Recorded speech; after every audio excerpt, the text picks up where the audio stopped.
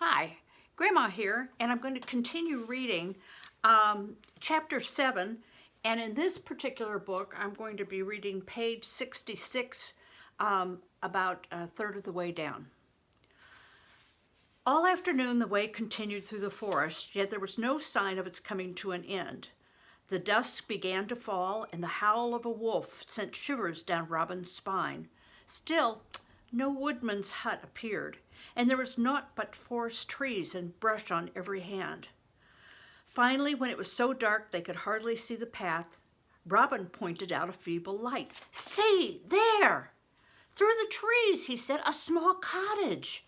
That must be the place." "Ah," John sighed in relief, "then I was not mistaken. It is the woodman's cottage where we shall lodge tonight." "How welcome the hearth and fire will be," declared Brother Luke. "Let us hope we shall be as welcome." "By my faith, if we be not welcome, then the serf is an ingrate. For when I passed this way before, I helped yon woodman bind up the wound he'd gotten from a fallen axe. Then I carried him on my back to the cot where the woman tended him." The woodcutter and his wife made them welcome and shared gladly what they had. The ale was well brewed, and there was peas porridge and bread for supper. Then John played the little harp and sang. The next morning, well refreshed, the three voyagers set out on the last leg of their journey. The weather was neither fair nor rainy, neither hot nor cold, but somewhere in between, as English weather ought to be, said the friar. When true daylight arrived, they had come to the edge of the wood, and now the hills stood all about, being very high toward the north, where the Welsh mountains loomed in the blue distance. For the most part, the road lay low among the hills, winding in and out, following the river. A heavy mist hung over the valley, so thick it was like a white blanket, which parted only enough for the next step to be seen, then closed in again. When wayfarers were met, it was as if they had appeared by magic out of nowhere. Once, where the road was narrow, a group of peasants suddenly came out of the mist and stopped to ask their way. Their speech was very strange to Robin, but John Go-in-the-Wind seemed to know what they said, for he directed them in the same strange tongue. "They are Welsh," he explained, "and have wandered out of their way in the fog. My mother was Welsh, so I know some of the words. There's much trouble with the Welsh along the border here, but there seems like harmless folks." Welsh today they're from an area called Wales, and at one time it was a separate country, but it's part of the United Kingdom now. My last name is Morgan, and that is a Welsh name. So Grandpa's ancestors were originally from Wales, and they are Welsh. And the Welsh language is very different from English, but it's very musical. It's a beautiful language. The Welsh people are wonderful singers, and their main industry that they had back in the day was mining. Anyway, late in the afternoon, a breeze suddenly sprang up. In a few moments, the mist lifted and the air cleared. Robin looked up in amazement, for there, rising high among the racing clouds, stood a town with a church tower and castle complete. It was Lindsay! "Look," he cried, "look, there it is, we have arrived." "'Tis true," agreed John, "'tis as I hoped.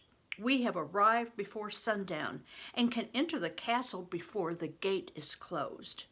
"Now thanks be to him who guided us aright," said Brother Luke devoutly, blessing himself. "Lindsay it is surely," said John, "for only Lindsay stands so, on a mound ringed with hills, like a pudding in a saucer. We've but to cross yon bridge, go up the hill, through the town gate, and we are there. From the market cross, 'tis but a step to the castle gate. It is a happy end to our journey. Beyond that town and castle lives my own mother." They crossed the bridge and started up the hill. Now that he was so near to his destination, Robin dreaded the meeting with Sir Peter. What sort of welcome would he have, limping as he was on crutches? What sort of page could he be, having no free hands for service? Robin need not have been afraid. As soon as they had passed through the outer gate, a messenger went swiftly ahead of the travelers to announce them. The drawbridge was down, and the gate opened without question, and they were received in the great hall as if they had been emissaries of the king. Sir Peter was scarcely recovered from his wounds. He sat in a high-backed chair near the fire, while Lady Constance sat at her embroidery frame with a small girl leaning against her knee. Nearby were her ladies and 2 little boys who romped with the hounds.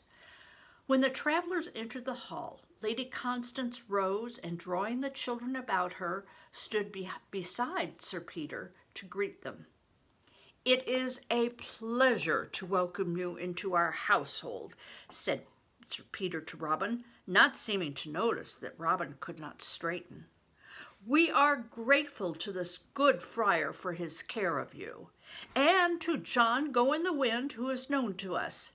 This is Lady Constance and our daughter Allison, and these are the 2 sons, Henry and Richard." Lady Constance warmly embraced Robin, crutches and all. "Oh, we have long awaited your coming, dear child, and now we are most happy you have safely arrived." "I shall make a sorry page, my lady," said Robin ruefully, "but I can sing and I can read a little to while away the time for your lordship," he offered, "and I can pen a letter for you." Sir Peter kept Robin's hand in his and spoke directly to him. "Each of us has his place in the world," he said. "If we cannot serve in one way, there's always another. If we do what we are able, a door always opens to something else." There it was again, Robin thought, a door. He wondered whether Sir Peter meant the same thing that Brother Luke had intended. Each of the travelers was assigned to his own place. Robin was to have a chamber in the keep. The friar was to be lodged in a little room over the chapel in the inner ward of the castle, and John Go-in-the-Wind was given quarters over the outer entrance gate. Before leaving the hall, he asked a favor. "By your leave," he said, "I would like to visit my old mother, who lives not far away, but I shall stay here a while until my young master finds his way about." Now that he was well received, Robin found everything about Lindsay exciting and interesting. The view from the top of the keep, where they went in the morning, was breathtaking. The keep is the innermost part and often the very highest part of the castle. Around it are lots of walls and lots of building, and later on we'll see how important the keep is. "I can see for miles in every direction," he said excitedly. "Surely no enemy could attack without being seen by the watch." "Oh, didst forget the fog?" asked John Go-in-the-Wind, who had accompanied him. "And look yonder," said Adam the bowman, who stood watch that day. "See that tiny moving spot in the field?"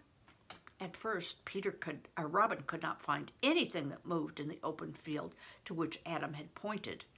Then he was just able to make out the figure of a shepherd and a flock of sheep. After a great deal of Adam's directing and pointing, he could see a woodcutter emerging from the trees by the river. "By night or under cover of mist," said Adam, "a whole army could creep over hill and through forest without being seen. 'Tis from the north and west that we look for trouble. Lord Jocelyn to the west hath long coveted this domain, and Sir Hugh Fitzhugh in the north yonder, who is a cousin of Sir Peter's, hath a quarrel with him."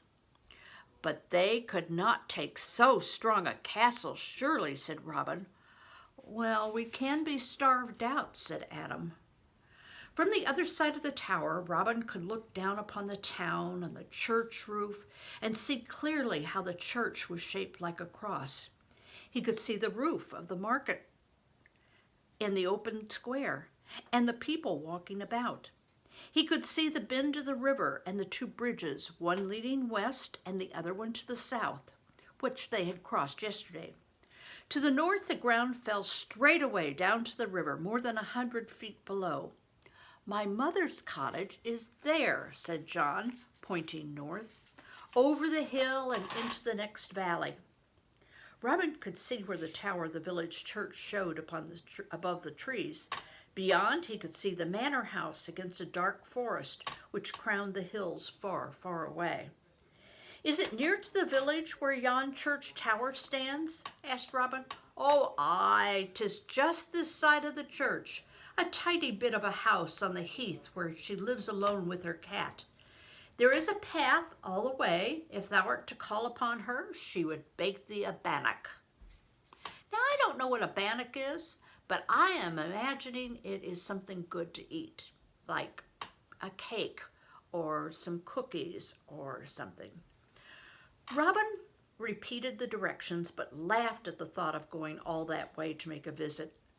"Go you by that road I see leading up from the river here?" he asked again. "No," said John, "for 'tis a long way around by Leatham Bridge. I go through the town and by the Drover's Road and across the ford beyond." Now, a ford is a place in the river or a creek where they can go across. They're going to get wet, but it is shallow enough that the horses or the oxen can ride. So that's a ford. Okay, now I've lost my place.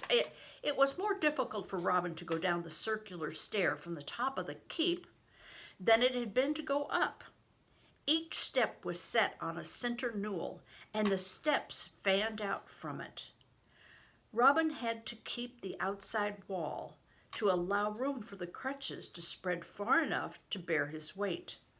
John went ahead of him to catch him in case he should fall. So what they're describing, I think of as, we call it a spiral staircase, where it fans out, and the steps are not squared off, but they're like this, so that here they're very narrow, and out here they are wider, but they go all the way down like that because they are as if they're on a spindle. Then John took Robin to the stables to see the horses. They were dappled Percherons from France. And those are very large horses. They're large like a Clydesdale is. They may be even larger than a Clydesdale. And Shire geldings of tremendous size, built to bear the weight of men in armor. And that's why they need these very large horses. There were lighter horses for hunting, hawking, and riding, and others still smaller, like the jennet Robin had ridden. Robin thought the gray one looked like his father's favorite. So we found out that there are 3 different sizes of horses that they used back then. Very large for the men in armor, medium size for hunting and hawking and riding, and a smaller size for smaller people, maybe women and children. How he wished he might ride it, going astride properly as he should. Would he ever again be able to mount a horse? Would he be able to practice in the tilting yard or go hawking? Would he ever stand straight and tall? Last of all, they went to the workshop near the stables. There the yew bows were made and repaired, staves for lances and pike staffs were cut. Such small things as plates, cuts, bowls, and platters were made by the turners in the town. Arrows were made by the Fletchers. "It is here we shall make the little harp," said John. "Can we make it soon?" said Robin. "Oh, we shall begin tomorrow if I can find the wood," promised John. As soon as Robin was settled in the household of the castle, he was taken in hand again by Brother Luke, who laid out a plan of study and recreation for him that would fit in with the duties assigned him as page. Sir Peter had explained that he would expect Robin to attend to everything which it was possible for him to do. Part of each day was spent with Adam, the yeoman, shooting at a mark. Part of the day in studying Latin. Evenings, after supper, the household servants, pages, craftsmen, and all those not on Nightingale or not on watch, gathered about the fire in the great hall, where Piers Nightingale or John told tales or sang ballads. Each day the friar took Robin down the long path to the river to swim. The water was cold as ice and swift flowing, but now Robin had learned to grit his teeth and plunge in. It should have been one of his duties to serve at the high table where Sir Peter and the Lady Constance sat with other members of the family and visiting nobles, but because it was so difficult for him to carry things, he was excused from that and was required only to see that his lady was well looked after and the little boys were helped with the cutting of their meat and breaking of the bread for sopping. One of the hounds that searched for bones among the straw litter learned to come to Robin for tidbits, seeming to know that he had found a special friend. Robin was careful to find bones from the joint, with juicy bits of meat still clinging to them. Soon he was Robin's friend. He even slept by Robin's bed instead of near the fire in the hall with the other dogs, and followed him everywhere. His name was Doth, because he had been brought from a town in Flanders by that name. That's all for today of The Door in the Wall. We didn't have too much vocabulary. We do need to talk a little in the next chapter about castles and how castles are, some of the terminology for the rooms in the castle. Just like we did with the monastery. The monastery had different rooms. They don't have like living rooms and family rooms and dens and like we do today. They had rooms for different purposes. So, see you later. Bye-bye.